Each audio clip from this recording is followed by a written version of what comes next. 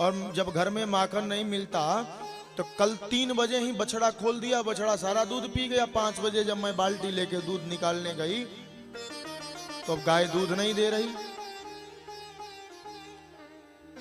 भत्सान मुंचन क्वचिद समये क्रोश संजात हासः। और जब मैं बाल्टी लेके दूध लेने गई तो बाहर खड़ा होकर ताली पिट रहा है, जाओ जाओ जाओ जाओ निकालो दूध, बड़ी माखन छिपा के रखती हो। क्रोश संजात हासः, घर का सारा माखन खा जाता है।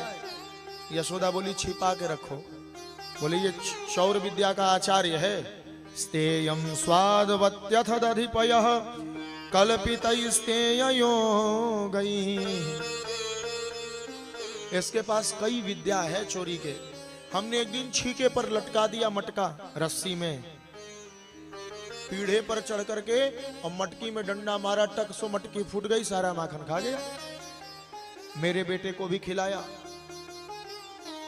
ले लेना माखन।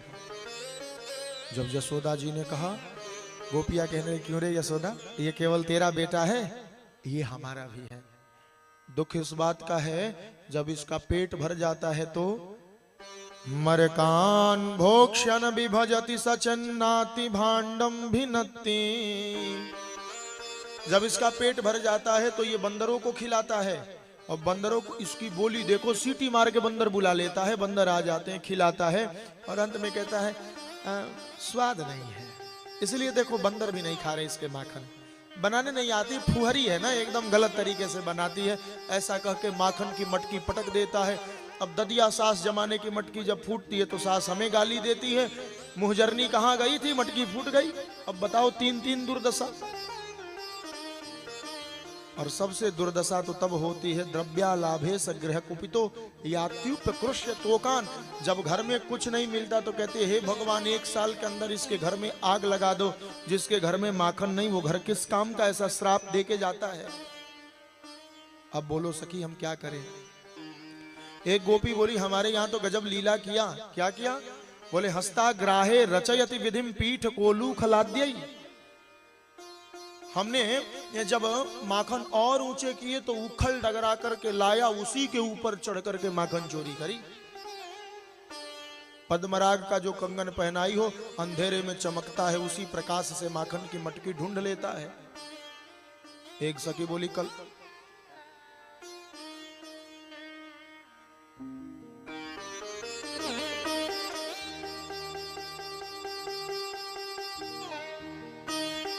हमारे यहां सत्यनारायण की कथा थी।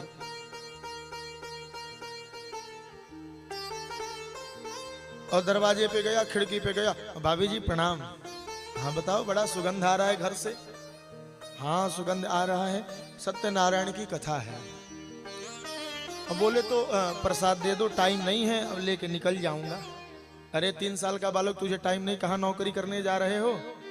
और भी काम रहता है, और मोहल्ले में जाना होता है। बोली तो अभी पंडित जी आएंगे, सत्यनारायण आएंगे, भोग लगेगा तब मिलेगा।